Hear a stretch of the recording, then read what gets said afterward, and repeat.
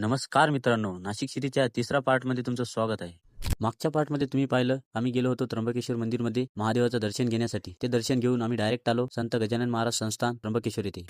येथे मिळते फक्त 70 रुपयामध्ये 24 तासासाठी राहण्यासाठी एक बेड आणि फक्त 60 रुपयामध्ये स्वादिष्ट जेवण. समरिया आम्ही रूम वगैरे बुक केली, कपडे वगैरे चेंज केले, बॅग वगैरे ठेवून दिले आणि निघालो ब्रह्मगिरीकडे जाण्यासाठी.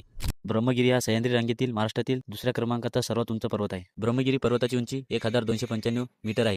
एवढी उंची चढण्यासाठी आम्ही ब्रह्मगिरी पर्वताच्या मार्गाने निघालो. अंतर काय जास्त नव्हतं म्हणून पायीच निघालो होतो. जसे आम्हाला ब्रह्मगिरीच्या पायऱ्या दिसल्या तसं आम्ही पळतच सुटलो. जोश मध्ये थोडा वेळच पळालो, मग मुकाट्यानं आरामशीर चालत गेलो. मित्रांनो, वरी खाण्यासाठी भरपूर होतं, पण आम्ही काही खाल्लं नाही, कारण इथला नजारा पाहूनच आमचं पोट भरलं होतं. जसं जसं आम्ही वरी जात होतो, इथला निसर्ग आम्हाला स्वतःकडे आकर्षित करत होतं. टेकडीहून वाहणारे झरे, सगळीकडे पसरलेलं धुकं, जणू निसर्गाचा वेगळाच सौंदर्य दिसत होतं. अर्धी टेकडी चढताच खिंडीचा रस्ता लागतो. तो रस्ता म्हणजे खूप खतरनाक रस्ता, कारण रस्ता खूप छोटा आहे आणि लोकांची गर्दी खूप असते आणि पायऱ्यावरून पाणी सुद्धा वाहत असतो.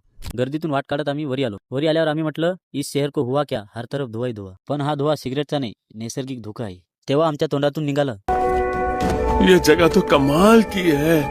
ज्या उत्साहाने आम्ही ब्रह्मगिरीवर चढलो मित्रांनो, त्याच उत्साहाने आम्ही खाली पण उतरलो. पण खाली उतरताना गर्दी पण होती, कारण संध्याकाळची वेळ होती, सगळेजण खालीच उतरत होते. आजच्या ब्लॉगसाठी फक्त एवढंच मित्रांनो. ब्लॉग आवडला असेल तर लाईक, शेअर आणि कमेंट करा आणि फॉलो नक्की करून घ्या.